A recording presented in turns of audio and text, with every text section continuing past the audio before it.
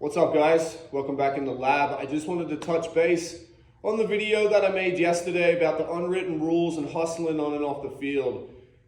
And nothing makes me more mad in today's world where we see the kids fail or that we see the kids doing something wrong, but then we don't pull them aside and address them and give them the weapons needed to go be successful. So adding on from yesterday, listen, if we have to teach you to hustle, no one wants to do that as a coach. Yesterday's video was pretty simple.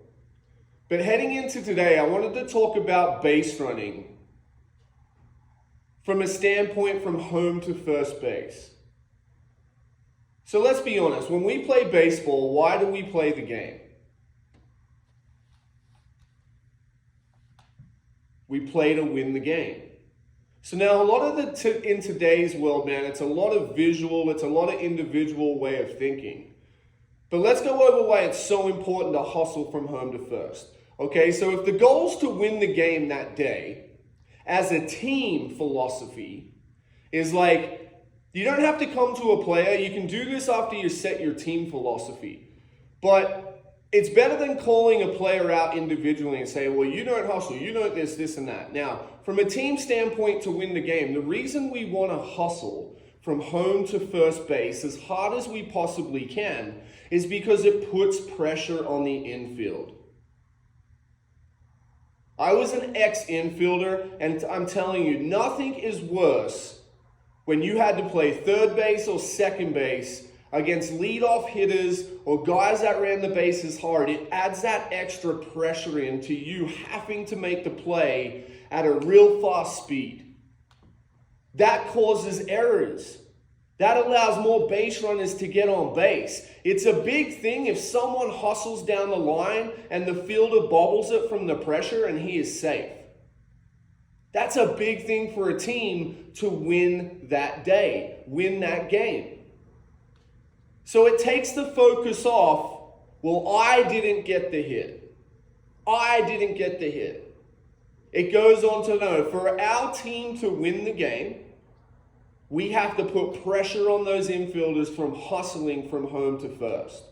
And I'm telling you, I remember playing in the Texas League one year, and the leadoff hitter for the Royals that year was the fastest guy in minor league baseball. And we had to play second base kind of like it was a bunt defense. But he would hit these ground balls to either side, and you're just on edge the entire time because it's going to happen so fast. So for you younger kids out there and you guys to understand is that put pressure on those infielders, make them feel that pressure, and it'll help you win the game. It's when we need things in this game to take the focus off ourselves. And that was the one thing about the old school way, and I know it's a different style now. Like, I adjust to the way the game changes, but in the old school style of game, that's how you learned. It was more an approach to win the game. It wasn't us always going back to see, hey, what's the computer telling me if I'm doing it right? It was more of an approach to win the game, because in the end, man, you can have the prettiest swing in the world.